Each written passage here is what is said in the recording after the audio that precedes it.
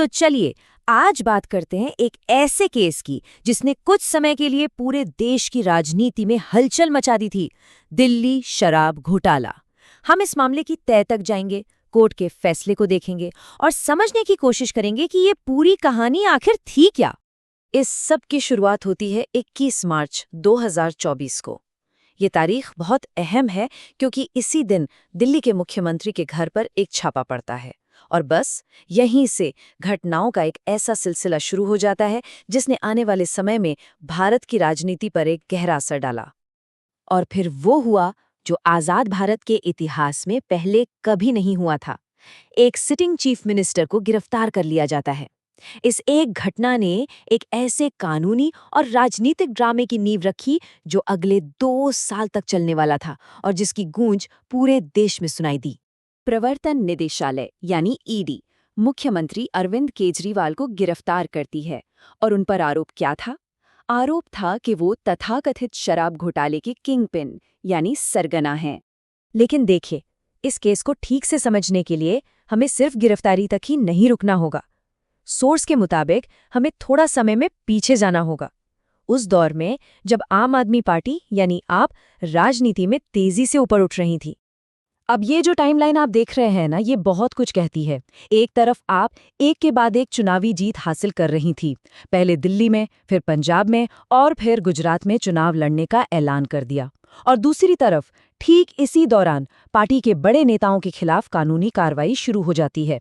तो चलिए अब आते हैं इस केस के बिल्कुल सेंटर पर, वो पॉलिसी जिसने ये सारा विवाद खड़ा किया। देखते हैं कि ये कहानी यहाँ से कैसे आगे बढ़ती है। तो हुआ ये कि दिल्ली सरकार एक नई शराब नीति लेकर आई। अब फर्क क्या था? पुरानी पॉलिसी में ज्यादातर दुकानें सरकारी थीं, नई पॉलिसी में इसे पूरी तरह प्राइवेट कर दिया गया और लाइसेंस फीस को भी कई गुना बढ़ा दिया गया।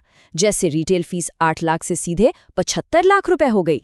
और यही बात इस केस को और भी ज्यादा पेचीदा बना देती है। एक तरफ तो करप्शन का इल्जाम था, लेकिन दूसरी तरफ ये आंकड़े हैं, ये बताते हैं कि इस नई पॉलिसी से सरकार की कमाई असल में घटी नहीं, बल्कि 27% तक बढ़ गई थी। तो सवाल उठता है कि ये जांच शुरू कैसे हुई? देखिए, इसकी शुरुआत दिल्ली के चीफ सेक्रेटरी की एक रिपोर्ट से हुई। उस रिपोर्ट को लेफ्टिनेंट गवर्नर ने स्वीकार किया और फिर सीबीआई जांच के आदेश दे दिए। अब सोर्स इस बात पर ध्यान दिलाता है कि ये तीनों ही अधिकारी केंद्र सरकार द्वारा नियुक्त किए गए थे। और जांच शुरू होते ही एक एक करके बड़े बड़े नाम सामने आने लगे, गिरफ्तारियां होने लगी और इन सब के लिए इस्तेमाल हुआ एक बहुत ही पावरफुल कानूनी हथियार। इसका नाम है पीएमएलए। सोर्स इसे ब्रह्मास्त्र कहता है। क्यों? क्योंकि इस कानून के तहत जमानत मिलना लगभग नामुमकिन हो जाता है। इसमें आपको साबित करना पड़ता है कि आप बेगुनाह हैं, ना कि जांच एजेंसी को ये साबित करना होता है कि आप दोषी हैं। और फिर तो जैसे गिरफ्तारियों की झड़ी ही लग गई।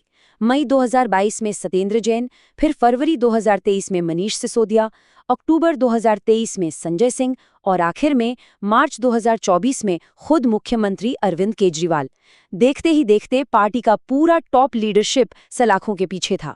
2 साल तक ये सब चलता रहा और फिर आया कोर्ट का फैसला। एक ऐसा फैसला जिसने सोर्स के मुताबिक अभियोजन पक्ष की पूरी कहानी पर ही गंभीर सवाल खड़े कर दिए। तो सबसे बड़ा सवाल था पैसों का। अभियोजन पक्ष ने 44.5 करोड़ रुपए के मनी ट्रेल यानी पैसों के लेन देन का दावा किया था। तो जाहिर है कोर्ट ने पूछा, ठीक है, तो इसका सबूत कहाँ है? और सबूत के नाम पर क्या पेश किया गया? पेंसिल से लिखे हुए कुछ कागज के पन्ने, कुछ सह आरोपियों के बयान और तो और 10 में से 4 लेन देन का तो कोई रिकॉर्ड तक मौजूद नहीं था। कोर्ट ने इन चीजों को पुख्ता सबूत मानने से साफ इनकार कर दिया। जज ने एक बहुत ही गंभीर टिप्पणी की। उन्होंने एक फ्रेज इस्तेमाल किया, सप्रेशन बाय ऑब्सक्योरिटी। इसका सीधा मतलब ये था कि कोर्ट को लगा कि सीबीआई ने जानबूझकर 14,000 से ज्यादा ईमेल्स के ढेर में आरोपी के पक्ष वाले सबूतों को कहीं छिपा दिया या दबा दिया। लेकिन इस पूरे केस में एक मनी ट्रेल जरूर मिला और वो काफी चौंकाने वाला था। शरत चंद्र रेड्डी नाम के एक मुख्य गवाह को पहले गिरफ्तार किया जाता है। फिर उनकी कंपनी सत्तारूढ़ दल को 5 करोड़ रुपए का चंदा देती है। इसके बाद रेड्डी आप के खिलाफ सरकारी गवाह बन जाते हैं और फिर उनकी कंपनी सत्तारूढ़ दल को 25 करोड़ रुपए और देती है। आखिर में कोर्ट ने जो कहा वो बहुत बड़ी बात थी। फैसले में कहा गया कि ये कोई जांच नहीं थी, ये एक पहले से सोची समझी कहानी थी, एक कोरियोग्राफ्ड एक्सरसाइज थी। कोर्ट ने सीबीआई के जांच अधिकारी के खिलाफ विभागीय जांच का आदेश भी दिया। लेकिन देखिए, कोर्ट का ये फैसला आने तक दिल्ली की राजनीति में जमीनी हकीकत पूरी तरह से बदल चुकी थी। जब तक पार्टी का टॉप लीडरशिप जेल में था, कथित तौर पर शासन का काम ठप पड़ गया और इसका सीधा असर अगले चुनावों पर पड़ा। 27 साल बाद बीजेपी दिल्ली में सत्ता में वापस आई और आप चुनाव हार गई। हालांकि देखने वाली बात यह है कि दोनों के वोट शेयर में फर्क बहुत ही मामूली था। और यहीं से सोर्स एक टेम्पलेट की बात करता है, एक ऐसा तरीका जिससे किसी भी राजनीतिक विरोधी को किनारे किया जा सकता है। कैसे? पहले एजेंसियां जांच करती हैं, फिर मीडिया ट्रायल होता है, नेता जेल चले जाते हैं और जब तक कोर्ट का फैसला आता है तब तक तो चुनाव भी हो जाते हैं और सरकार भी गिर चुकी होती है। तो ये पूरी कहानी हमें एक बहुत ही अहम सवाल के साथ छोड़ जाती है। सोर्स के मुताबिक ये हमें याद दिलाता है कि जब सिस्टम पर सवाल उठें तो अत्याचार के खिलाफ खड़े होने के लिए क्या चाहिए? सिर्फ एक इंसान जिसकी रीढ़ सीधी हो।